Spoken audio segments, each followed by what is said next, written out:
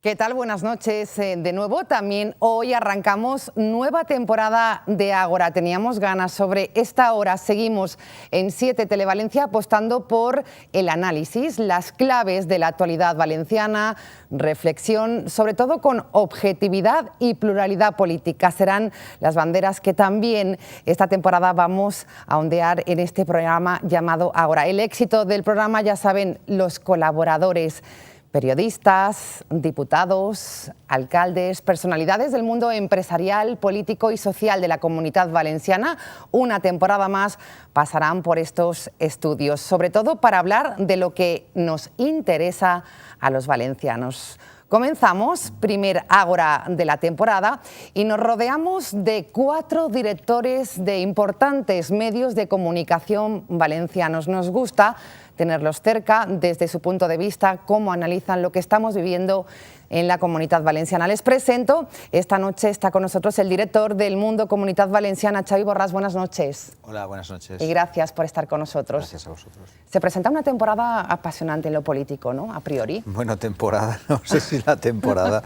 El curso. Pero los próximos días son complicados, muy complicados.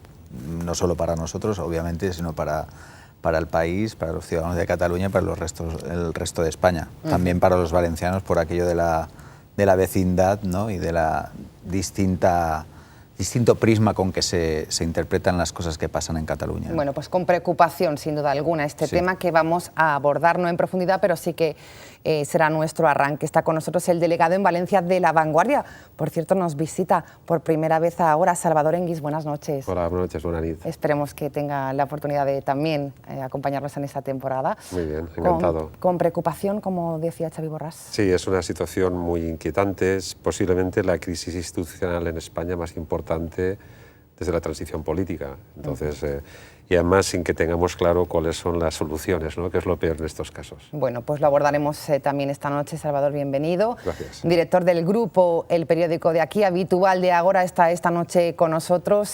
Pere Valenciano, buenas noches. Buenas noches. Ha sido un fin de semana intenso. Muy intenso, Como sí. organizador de un acto importante, por cierto, enhorabuena. Muchas gracias. Premios TV. Los primeros premios nacionales Aquí Televisión, que han sido un éxito, vamos, apoteósico, yo creo. Bueno. Y que el año que viene lo haremos todavía mejor. Y en Esperemos. cuanto a la actualidad, ¿con preocupación también, Pere? Hombre, sí, quedan ya unos días para saber si el 1 de octubre se va a votar, si no se va a votar, en qué condiciones se hace y qué sucede ese día y sobre todo a partir del día 1 de octubre.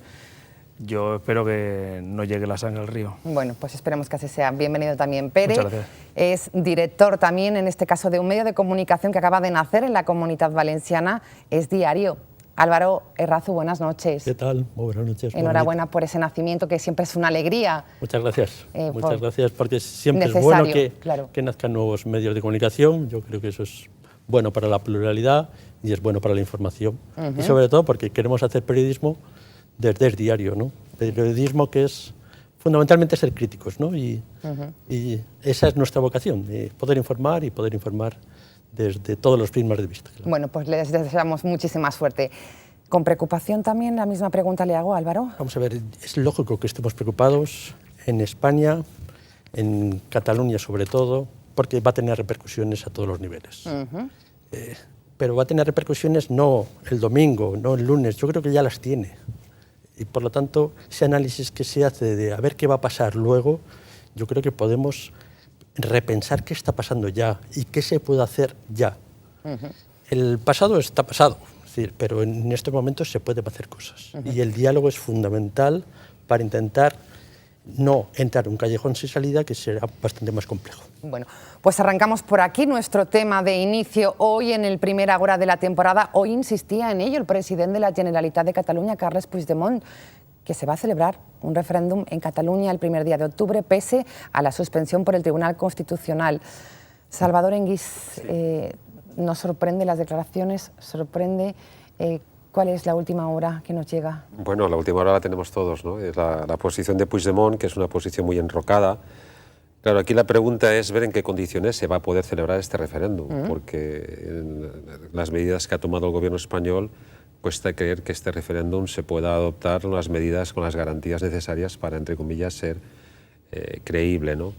De hecho, ya hay muchos observadores en Barcelona que entienden que esto ya no va a tener va a ser otra cosa, va a ser más una manifestación popular, con la posible traducción que tenga, pero claro, el hecho de que tengas las mesas, que no haya garantías de que en las mesas haya representatividad de todos los partidos políticos, que incluya, es posible que las urnas en muchos sitios no puedan ponerse para los electores, pues hace poco creíble que el referéndum se pueda celebrar, ya te digo, con esas garantías. Y bueno, lo que sí que parece ser que va a ocurrir es que va a haber una gran manifestación popular el domingo, ¿no? Una manifestación, una movilización popular, va a haber mucha gente que se va a salir a la calle y bueno, y a partir de ahí habrá que sacar lecturas, ¿no? De si eso va a tener una traducción por parte del gobierno catalán, qué lectura, porque aquí lo primero que debemos de ver es qué lectura hace el gobierno catalán de lo que suceda el domingo y a partir de ahí las decisiones que tome, porque no olvidemos que el gobierno catalán ha convocado este referéndum sin que haya en principio porcentajes mínimos exigibles y a partir de ahí una posible declaración unilateral de independencia pocos días después, ¿no? Entonces primero habrá que ver cuál es la lectura que hace el gobierno catalán de lo que ocurra el domingo y qué consecuencias conlleva. Xavi Borràs. Sí, un poco en la misma línea. ¿no? Estamos como avanzando prácticamente cada día en los escenarios que consideramos impensables hace un tiempo. Se han ido, pues, con la fuerza de los hechos se han ido cumpliendo, incluso aquel escenario de la aplicación del famoso artículo 155 de la Constitución, que de hecho el trámite para su aprobación no se ha realizado porque tiene que ser aprobado por el Congreso, por las Cortes Generales, por el Congreso y el Senado, no se ha producido, pero prácticamente la autonomía de Cataluña está intervenida, la intervención se ha producido de facto. El siguiente paso, como Salvas presentaba a un Carles Puigdemont enrocado en su posición. En un callejón sin salida incluso, ¿no? Bueno, sin salida según se mire. Ellos sí ven la salida y la salida, yo creo que la salida inmediata después del domingo, yo estoy seguro que Esquerra Republicana y las CUP le pondrán sobre la mesa al señor Puigdemont la declaración unilateral de independencia. Con lo cual ahí sí que yo creo que se habrán roto ya todos los puentes con el gobierno de España, porque habrán cruzado una línea difícil de la que es difícil volver. Yo creo que es muy complicado volver atrás una vez has dado ese paso, porque puedes renunciar al referéndum, no lo van a hacer. Puedes renunciar a tus aspiraciones, pero renunciar a un papel supuestamente aprobado por tu Parlamento, pues es ya más complicado. Pero Álvaro, Bueno, es que yo creo que sí. hay que recordar una cuestión que yo creo que ya en cuanto ha ido avanzando tantos días se nos olvida, que lo que ha hecho el Parlamento de Cataluña es un referéndum, intentar hacer un referéndum que tiene una base ilegal, con lo cual aunque hubieran urnas, en el mejor de los casos el resultado no podría ser considerado en ningún aspecto porque es ilegal. La declaración que hizo en el Parlamento de Cataluña incumple todas las leyes tal y como está ahora mismo el Estado y lo que marca la Constitución. Yo creo que ese es uno de los graves y de los grandes errores de Esquerra Republicana, la CUP y del Partit dels Demòcrates de Cataluña, ¿no? El PDeCAT, es intentar hacer una huida hacia adelante, romper con todo sin calcular las consecuencias. A partir de ahí, ¿qué es lo que puede pasar? Primero, que el día 1 no se va a votar ni mucho menos con garantías mínimas, que aunque las hubiese en cuanto a forma de el número de urnas en cuanto a correspondientes, papeletas, urnas, claro, en el mejor de los mesas. casos no valdría para nada porque la base es ilegal. Y en el segundo de los casos es que tal y como está ahora la situación no se va a producir ni con esas mínimas garantías. Yo creo que llegará un momento que se tendrá que volver el agua a su cauce y entrar en una negociación, no se sabe hacia dónde, porque yo creo que Cataluña tiene las mayores cuotas de autogobierno, si acaso mejorar su financiación, pareciéndose un poco más a Euskadi y Navarra, y a partir de ahí pues relajarnos todos un poco, pero lo demás, lo que es romper y salirse de España, tal y como está configurada primero, la Constitución y segundo, la Unión Europea, no le veo ningún sentido ni ninguna posibilidades. Ahora, que ha creado una fractura social de unas consecuencias muy graves, no solo para Cataluña, sino para el resto de España. Totalmente. Entonces, Diálogo, consenso, parece que esto no se va a producir. Álvaro, ¿cuál es el escenario al que nos enfrentamos? Yo creo que sí que está produciéndose. ¿Sí? Y se está produciendo a un nivel que lógicamente nosotros no lo conocemos, ¿no? La semana pasada la vicepresidenta manifestó su gran preocupación porque no le cogían ya ni al teléfono. Parece que ha habido un cambio, que en este momento sí que está habiendo algún tipo de negociación, pero lo realmente importante para mí es tener una perspectiva lo más amplia posible. Es decir, nosotros estamos viendo el día a día con la preocupación, eso es lógico, pero en realidad, ¿qué va a pasar? Bueno, puede haber una declaración unilateral, perfecto, va a haber un reconocimiento internacional, todo apunta que no, va a haber un cambio dentro de España por lo que está pasando, creo que sí. Yo creo que ahí sí que se va a producir un cambio y es normal que a partir de ahí las autonomías, y hablo en global, tengan que replantearse ese encaje en España. Sí. Y no solo la catalana, yo creo que va a haber repercusiones en la vasca y a otro nivel puede haber en la valenciana. Yo creo que la Constitución en estos momentos se ha movido. Se ha movido por parte de Cataluña, pero por otros elementos también. Y yo creo que al final España como tal, a partir de ese día, va a cambiar. Sí, Salvador decía que coincide con Álvaro que han cambiado esa comunicación, ese diálogo en las últimas horas, si lo comparamos con la semana anterior. Sí, el diálogo no lo estamos viendo con mucha claridad. Exacto, no lo parece. No. Yo creo justamente la sensación que da es que lo que está sucediendo, porque aquí hablamos de Cataluña, también el Estado tiene una responsabilidad. Totalmente. Es un gran fracaso la política. Y cuando la política fracasa, intervienen elementos de los poderes del Estado que no deberían intervenir. Yo creo que esto sí que... Decía antes Álvaro, comentaba con razón, la Constitución del 78, que ese fue un gran pacto de éxito, fue un pacto donde hubo muchas renuncias importantísimas por parte de ciertos sectores sociales que estaban arraigados en el franquismo, fueron capaces, entre comillas, de ser generosos para establecer un marco de convivencia en España que ha funcionado muy bien. Álvaro decía, yo coincido con él, que yo creo que de alguna manera ese pacto constitucional parece agotado, ¿no? Parece agotado porque, bueno, porque el tiempo, las sociedades evolucionan, las economías evolucionan, ha habido graves desequilibrios financieros en España. Álvaro comentaba el País Vasco, bueno, yo creo que el País Vasco, por ejemplo, en todo este tiempo está callado, ¿no? Casi callado con este asunto, porque seguramente su relación con España es tan privilegiada que no le interesará montar ningún tipo de... A pesar de que tiene partidos independentistas, tiene un relato independentista histórico, lo tiene ahí. Pero claro, parece ser, da la impresión de que al final el tema de Cataluña no ha acabado de encajarse en estos 30, casi 40 años de pacto constitucional.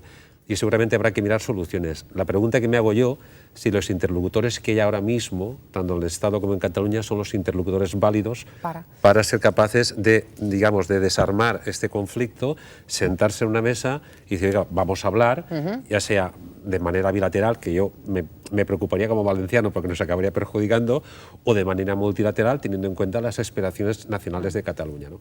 Es la única cosa... Desarmar el conflicto, ¿se conseguirá o no? Lo dejamos ahí. Por cierto, vamos a valencianizar el conflicto de Cataluña.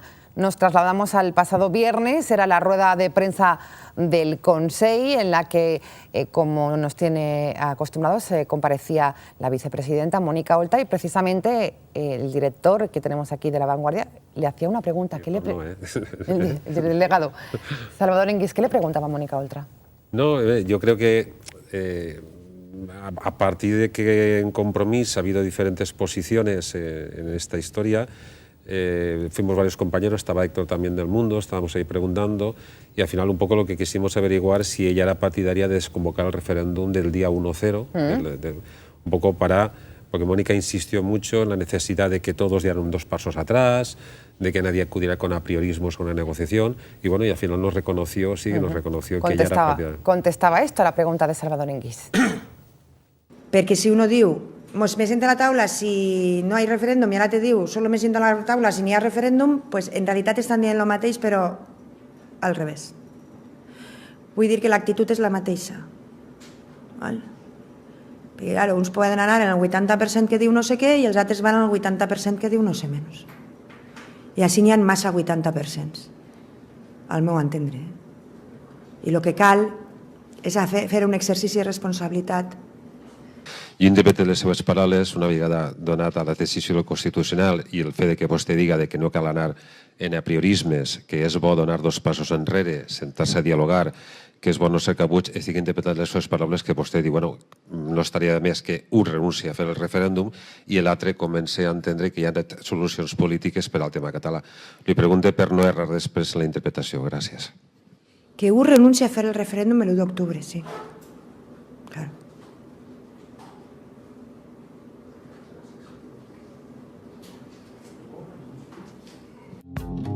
El silencio lo dijo todo. Xavi Borràs, ¿le sorprendió?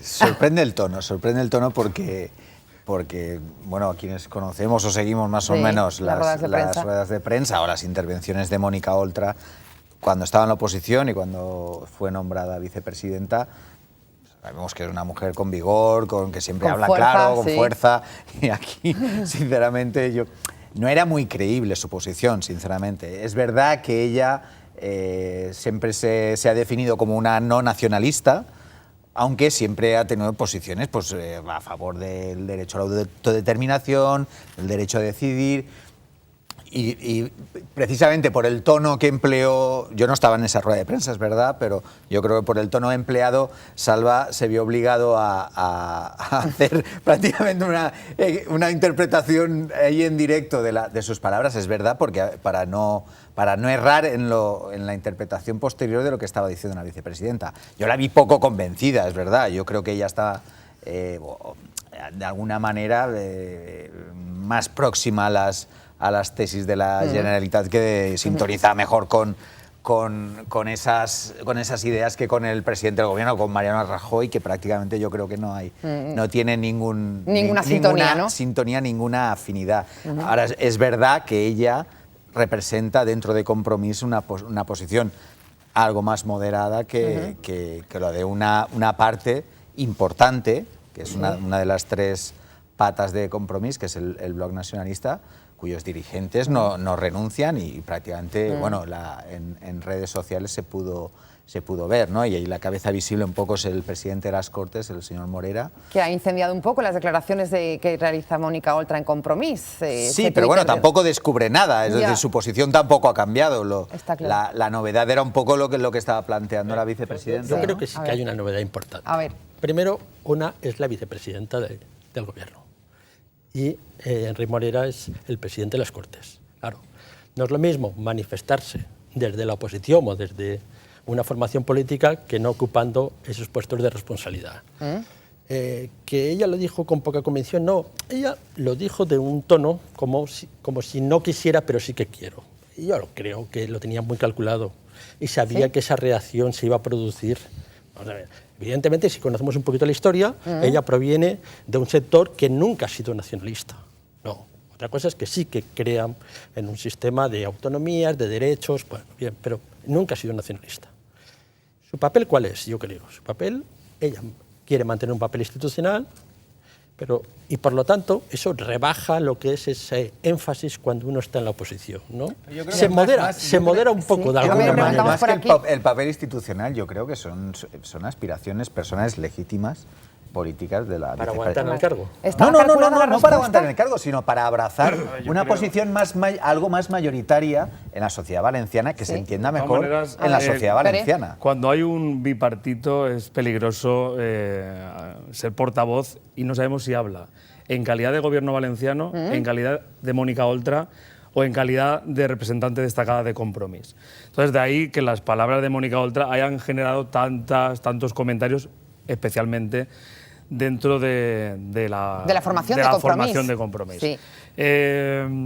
Yo creo que la gran aportación que ha hecho Mónica Oltra ha sido de cara al electorado o a los militantes del Bloc, que han salido en tromba criticando en muchas ocasiones estas declaraciones porque son más partidarios de un referéndum abiertamente. Y después hay otra cuestión que yo creo que también hay que analizar, que es cómo ha sentado que Mónica Oltra tenga ese protagonismo en una cuestión tan delicada en el Partido Socialista Valenciano, que yo creo que tampoco les gusta este protagonismo excesivo que el propio partido le ha dado, dándole la portavocía señor del Inglis, gobierno. la que ha liado usted. No, de todas maneras, a ver. Yo, los que conocemos a Mónica, la hemos seguido tantos años, Mónica no da, como se dice en castellano, puntadas en hilo. O sea, ella, no, ella sabe muy bien. Yo creo que es una mujer que aparentemente puede dar la impresión de que ha dicho algo improvisado y no improvisa. No, o sea, coincide con Álvaro, que estaba todo calculado. Yo creo que ya quería de alguna manera decirlo. De hecho, durante la rueda de prensa,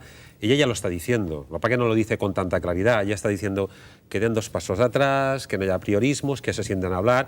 Y al final ella encaja en una opinión que, bueno, que es tan legítima. Yo estoy de acuerdo con Xavi, que es tan legítima como otra. Yo creo que ella habla como Mónica Oltra, ella no está representando al gobierno valenciano en ese momento, por más la pregunta va a ella. O sea, pero porque de hecho, ese es un error. No, ella está ahí de portavoz, no es Mónica Oltra. Esa discusón no se ha producido en el Pleno del Consejo. De hecho, y no manifiesta la posición del gobierno, de hecho, en absoluto. Héctor le preguntó qué pensaba el Consell sobre el tema del referéndum, y ella dijo que el Consell no tenía posición. O sea, ella lo clarificó antes de contestar eso. Y es cuando ya va la pregunta a ella que ella contesta su posición, ¿no?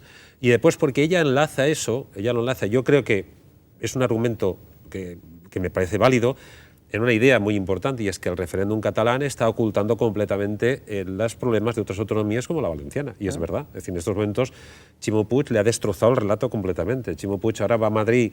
Bueno, ahora el día 3 tenemos un acto de los empresarios valencianos Madrid, por el corredor mediterráneo. Por el Mediterráneo. Yo creo que no lo va a ver nadie. El otro día estuvo Ximo Puig con Mariano Rajoy y en la prensa de Madrid nadie se hizo eco de esta reunión. Es decir, ¿por qué? Porque es tan potente digamos, la explosión catalana que lo contamina todo, ¿no? Y es tan difícil. Yo creo que ahí Mónica Oltra intentaba decir, entre comillas, ya está bien. De hecho, ella lo dice en la prensa, ya está bien de hablar tanto de Cataluña, vamos a hablar de los que también estamos sufriendo infrafinanciación, infrainversión, etc. Yo ya creo que ella un poco lo encajaba diciendo, no, paremos el referéndum, que se sienten a hablar y que haya un diálogo más pausado. Está claro. Bueno, pues dejamos aquí también nosotros el referéndum, ha sido nuestro tema inicial. Arranca el curso político y sí que nos gustaría tener pues una impresión de nuestros 4 invitados, 4 directores de medios de comunicación. Va a ser un año político intenso, apasionante, al margen de lo que ocurra en Cataluña. Compromís, Podemos y PSOE deberán tomar ya posiciones mirando las opciones ya de cada uno de cara al 2019. ¿Creen, les pregunto, que los choques por temas puntuales se van a incrementar en este inicio de curso político, Xavi Borràs, entre las 3 formaciones, conforme se acerquen las elecciones? Hemos tenido unos cuantos. Unos cuantos, sí. No sé, incrementarse no lo sé, pero sí. Obviamente, y eso ya es tradición en el escenario político, de las coaliciones, los partidos tienden a ir separándose, a ir de alguna manera diferenciándose frente al electorado conforme se van acercando en las elecciones. No creo que haya un escenario de ruptura. No. Yo veo el Pacte del Botán y lo veo, no diría sólido, pero sí lo veo bien embastado. Les interesa a los 2 socios y al tercer socio, que ahora trata también de golpear a la puerta, ¿no? que es Podemos. No veo una gran fractura, pero sí veo distanciamiento, obviamente, y habrá medidas en las que, sobre todo el Partido Socialista, que es el que en las encuestas parece que tiene más camino por recorrer, yo creo que ellos van a buscar su hueco y su protagonismo. Sí, distanciamiento, no ruptura, como Xavi Borràs. Álvaro. Vamos a ver, la crisis catalana va a afectar a todas las formaciones. Esto es una especie de tsunami que al final, lógicamente, las olas llegan. Quien sea más inteligente para rentabilizar lo que está ocurriendo, yo creo que es el que más beneficio va a sacar. En estos momentos tenemos al presidente Puig, que quiere estar en una posición muy centrada y, por lo tanto, de alguna manera, ve a sus socios muy a la izquierda y ve a la derecha muy a la derecha. Creo que es una postura inteligente. El Partido Popular tiene sus problemas, pero tendrá que intentar buscar el centro si quiere tener alguna opción de gobernar. Es cierto que nos centramos solo en lo que es a nivel autonómico o del gobierno de la Generalitat, pero si miramos, por ejemplo, Alicante, miramos Castellón, tiene sus peculiaridades. Y por otro lado, la izquierda, Podemos, Compromís, Esquerra Unida, tiene una situación de estrategia, y de estrategia a partir de ahora, ¿qué hacemos, no? Claro. Podemos, aquí tiene un campo muy limitado, lógicamente por Compromís. Compromís tiene diferencias en su seno, más nacionalistas, menos nacionalistas, y todo eso va a tener una repercusión electoral y va a tener una repercusión de estrategia de las formaciones. Sí. Pero Valencianos, análisis de lo que puede pasar en este curso. Yo no creo político. Que se rompa el bipartito. Harán gestos de cara a la galería cuando se acerquen las elecciones. Podemos, como decía Xavi, pues ha estado golpeando la puerta de manera bastante infructuosa, por cierto, y yo creo que ya llega tarde a hacer cualquier estrategia de nada, porque ni se ha integrado ni hace una oposición, por mucho que está, pues intentará ser un poco más radical, pero Podemos, si acaso, cuando se vaya acercando, yo creo que la pretensión de Mónica Oltra sería integrar de alguna manera a Podemos y acabar absorbiéndolo.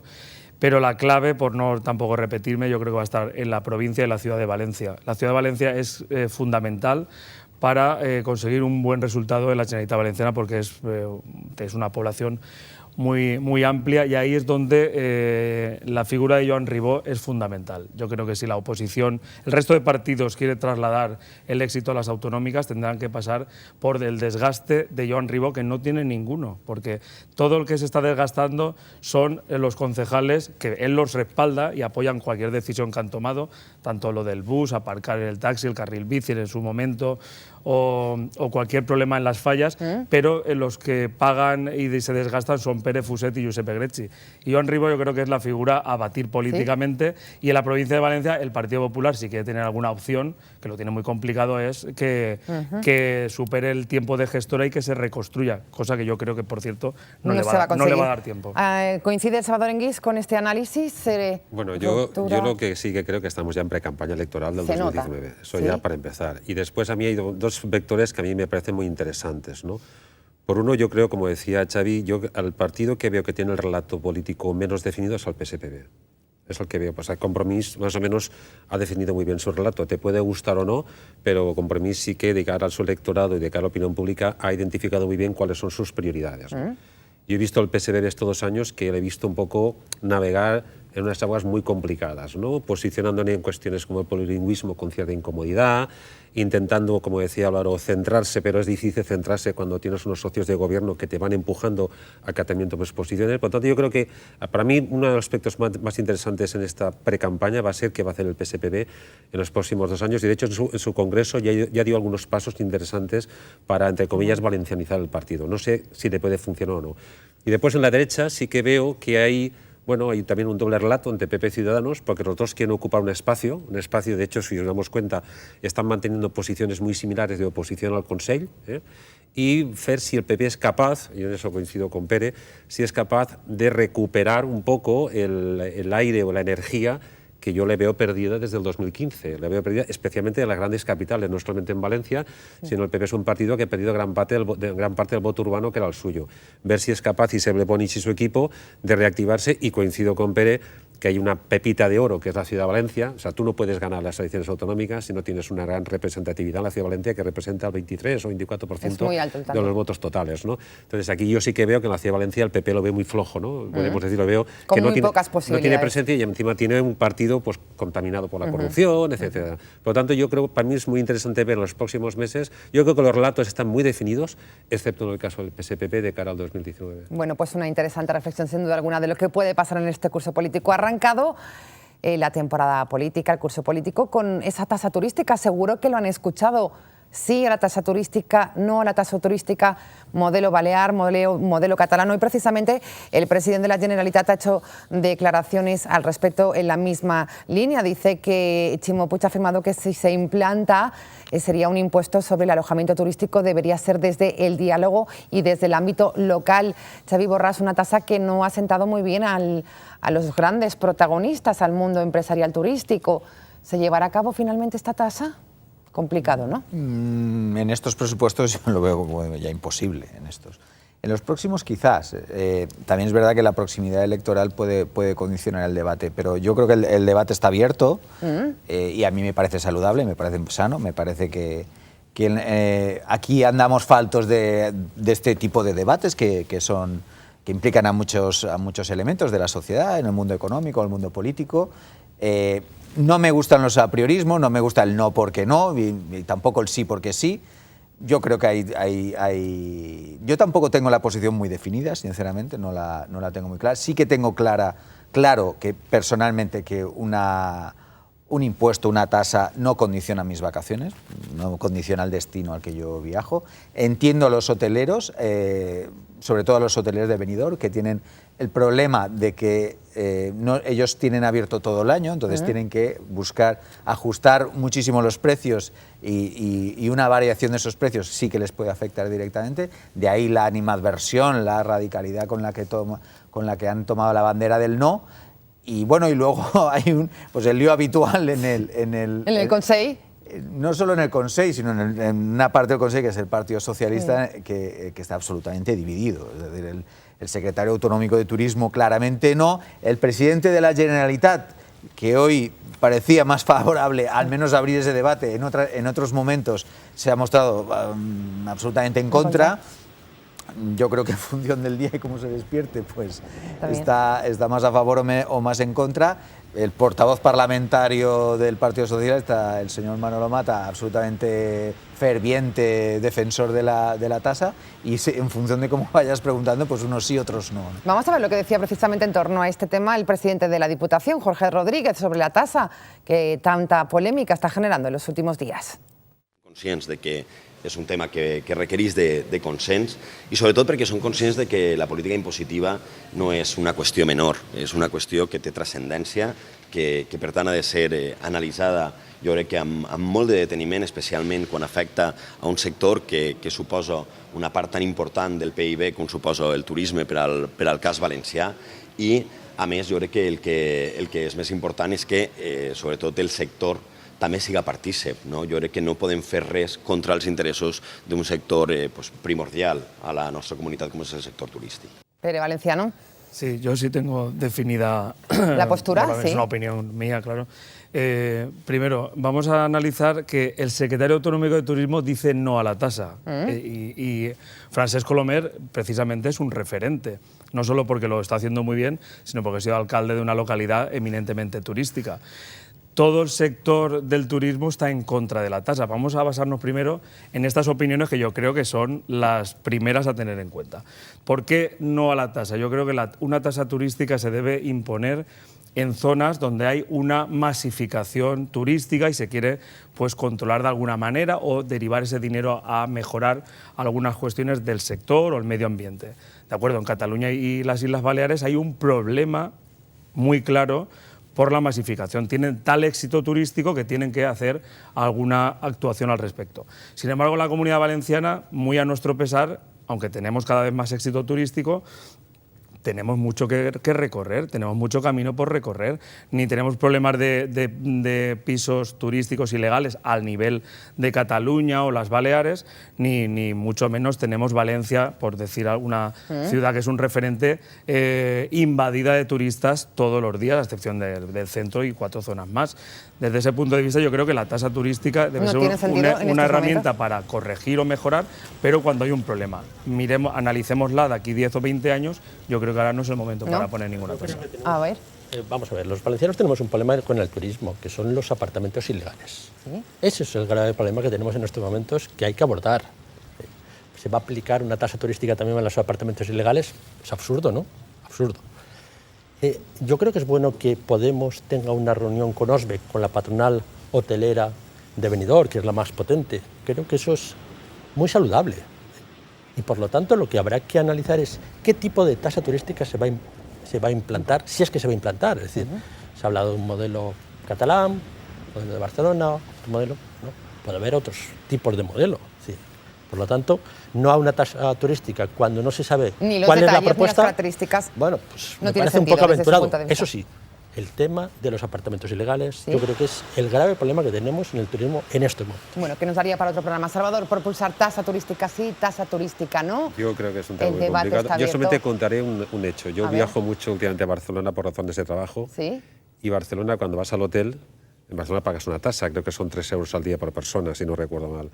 Los hoteleros te dicen, la verdad, dicen, bueno, nosotros estamos cada vez perdiendo más clientela en favor de la masificación de los apartamentos turísticos a través de las plataformas de apps Airbnb. Correcto. Y tú vas a Barcelona y te ves ríos de gente en Vía Laietana, Ramblas, tal, que no van a hoteles y que se ahorran todo este dinero de los hoteles gracias a meterse 10, 15... Pero yo creo que la reflexión debería ser de qué modelo de turismo queremos de cara al futuro y por encima la tasa sí, tasa no, antes intentar entender qué queremos hacer, porque además tampoco se puede comparar el tipo de turismo que va a Benidorm con el tipo de turismo que va a Canet de Berenguer, no tiene nada que ver. Entonces yo creo que habría que ver un poco qué soluciones se da de una manera para no perjudicar a un sector que cada vez trabaja con márgenes más ajustados, como Xavi decía, en Benidorm los hoteleros trabajan con márgenes muy ajustados porque ellos aplican economía de escala de años anteriores.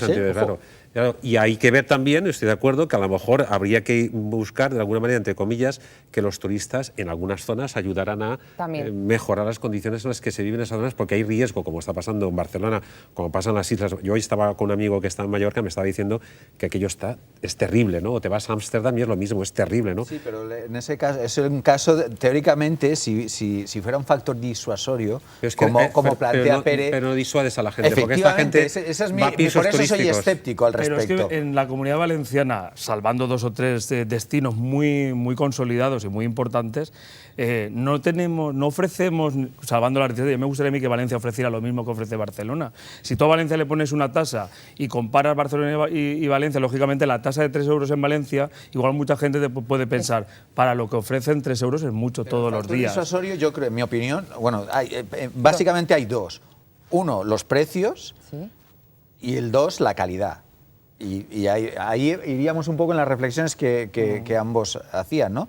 Si un apartamento turístico puedes meter allí a 15 personas por la mitad de precio que un hotel, No, por mucho menos que la mitad, el 20%, tienes un problema. Y después tienes un problema con la calidad, es decir, tienes que también saber, y como comentaba Salva, yo creo acertadamente, qué tipo de turismo quieres ofrecer. Por eso en ese debate no tengo muy definido cuál es el efecto que puede tener una tasa. En Baleares el efecto ha sido ninguno. En Cataluña, ninguno. Recaudar. Así es, es un efecto recaudatorio, sí, pero comentaba Pere que podía tener efectos sobre la ordenación, sobre cómo se ordenaba. Aquí yo creo que sí tendría efecto. Y en Baleares, de hecho, esos 3 euros o lo que paguen no se ha solucionado ningún problema que genera el turismo de masas. No ha solucionado porque se derivan. Promueve, yo creo que algunas de esas cuestiones, que hayan apartamentos ilegales, especialmente para ahorrarse eso. Con lo cual es un debate complicado. Que por parte, por ejemplo, de la Consejería de Hacienda haya estudios y por parte de Turismo no haya ningún estudio y no quiere hacer ningún estudio, que es un poco lo sorprendente. Son del mismo partido. ¿Qué dice la calle al respecto? Hoy hemos salido a preguntaros a los valencianos qué es esto de la tasa turística. ¿Están a favor o en contra? Hombre, no creo que sea una buena idea porque sería contraproducente para el turismo, o sea, no creo que sea una medida eficaz para atraer el turismo a Valencia. A mí no me parece bien, porque creo que nosotros podemos ir a cualquier sitio sin pagar, entonces que aquí se les haga pagar por ser turistas no me parece correcto. Una tasa más, pues yo creo que los turistas van a venir menos. En principio yo no sé por qué se necesita una tasa para turistas, ¿no? En otras ciudades, en otras comunidades autónomas no existe esto, porque aquí sí, de repente. Bueno, en otras comunidades también hay muchísimo turismo y no existe, ¿no? Creo que no va a influenciar mucho, porque ya la ciudad de por sí tiene fama, lo que ellos lo verán como una medida de regulación, que no sé yo qué efectos tendrá, la verdad. Yo creo que no va a tener mucho impacto.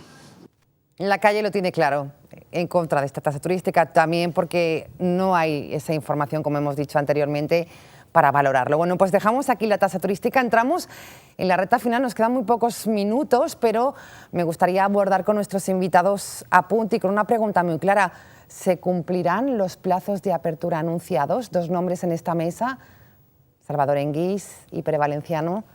Pues yo lo deseo, y mi deseo, y siempre lo he dicho, lo defendí cuando estuve censurado casi 4 legislaturas por el PP, o sea que yo deseo que exista APUN, deseo que abra y deseo que haga un servicio buenísimo de información y de calidad para los valencianos. Yo creo que cuanto más medios, como decía Álvaro, y más medios públicos, yo estaré encantado.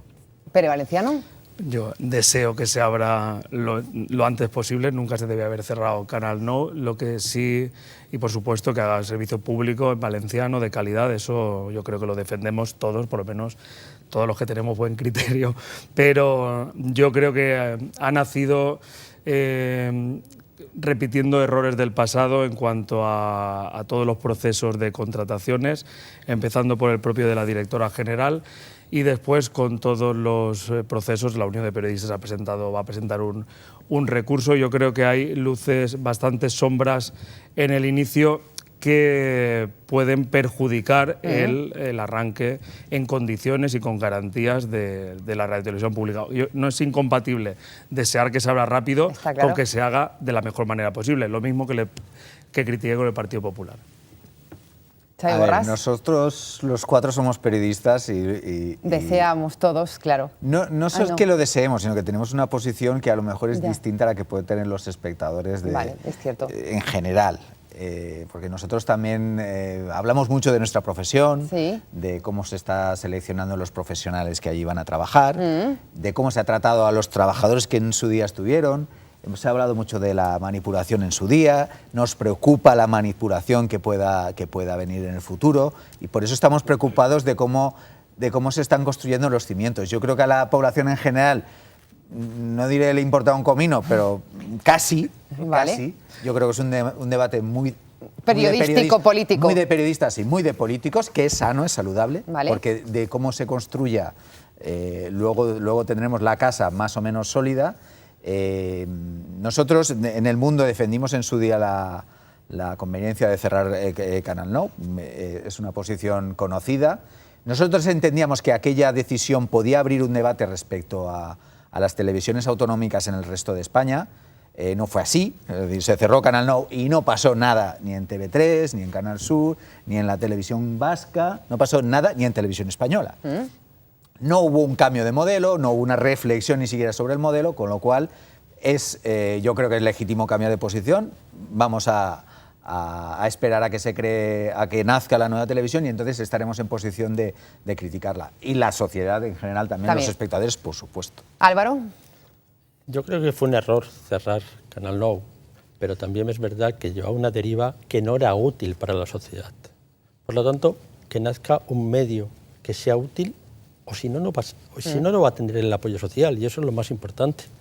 Tenemos una lengua propia que tenemos que potenciar, tenemos unas diferencias respecto a otras comunidades que hay que potenciar nuestra información de cercanía, pero hay que hacer un modelo de televisión diferente, no copiar lo que ya están haciendo otros, que ya está antiguo. Y yo creo que vamos a por un modelo desgraciadamente antiguo. ¿Por qué? Queremos hacer todo lo que hacen privadas y públicas. No, hagamos algo quizá más modesto y vayamos creciendo poco a poco y conectemos la sociedad con esa televisión. Si no, no va a servir. Hablaba también en una entrevista a la agencia EFE la presidenta del Partido Popular, Isabel Bonich, sobre los tiempos de A Punt. No es una televisión que nazca objetiva y plural, es una televisión que nace viciada y politizada y no es un modelo por el que nosotros apostemos. Ya se lo digo, la nueva televisión A Punt, que ya veremos si se pone a punt, si se pone en marcha, adolece de los mismos vicios que llevaron a la radiotelevisión valenciana a la situación en la que estaba. Es un modelo caduco, es un modelo que no responde a las necesidades actuales y es un modelo del que no podemos pagarlo, sinceramente. No conocemos cuál es la postura de la Abogacía del Estado en materia jurídica. Sabe usted que hay conflictos judiciales y recursos y juicios pendientes que pueden causar un grave perjuicio a las arcas de la Generalitat Pública y, por lo tanto, a todos los valencianos. Y, en segundo lugar, no hay un informe económico de la intervención. No sabemos si la Generalitat Valenciana, o sea, el Gobierno valenciano, la Hacienda Pública valenciana, puede mantener el coste de esa televisión. Y nada más tiene usted que ver cómo se ha producido el proceso de selección de la directora, o casualidad, delegada de TV3 en la Comunitat Valenciana, es que son todo casualidades. Cómo se está produciendo la composición de las comisiones de valoración, cómo es posible, los que hemos ido a oposiciones del Estado, los hemos ido, es increíble que los criterios de valoración aparezcan después de que se conozcan los seleccionados. ¿Quiere comentar las declaraciones de Isabel Bonich, Salvador Enguís? No, yo es que hace tiempo que decidí que sobre este asunto intentaría mantenerme un poco al margen. Yo solamente digo una cosa que sí que la he escrito, por lo tanto lo puedo decir. Yo creo que es muy importante que este proyecto genere las mayores complicidades. Si no genera grandes complicidades, y yo creo que aquí todos sabemos de qué es a lo que nos estamos refiriendo, hay un riesgo enorme que el proyecto no genere la ilusión que necesita. Y un proyecto como este ha de generar mucha ilusión. Esa es la única cosa que quiero decir. Es decir, que genere muchas complicidades entre la profesión, en la sociedad, en los sectores sociales, ha de generarlas. Porque si no, al final será un proyecto donde se generan críticas que pueden perjudicar el que nazca con la ilusión que se necesita. Pero ya la tienes, no ha arrancado y ya está la crítica. Se nos ha acabado el tiempo. Pere me mira, quiere decir algo. Le voy a decir una reflexión final. Hacemos una... No, bueno, yo de Isabel Bonich y la cuestión de la baremación, como sabéis, yo lo tengo impugna en los tribunales y estoy de acuerdo porque he vivido en primera persona y me parece que no se ha hecho bien y lo dirán los tribunales. No obstante, Isabel Bonich ahora aprovecha cómo se está haciendo el proceso para sacar rédito partidista. Cuando quien fue el culpable del cierre de Canal 9 y del mayor desastre de la historia de la televisión autonómica fue el Partido Popular. Vamos a decir también las dos cosas bien claras, no es incompatible una con la otra. Y hablar del tema económico, porque sabe que eso conecta con una parte de la población. Vamos a ver, abrir una radio televisión pública valenciana es imprescindible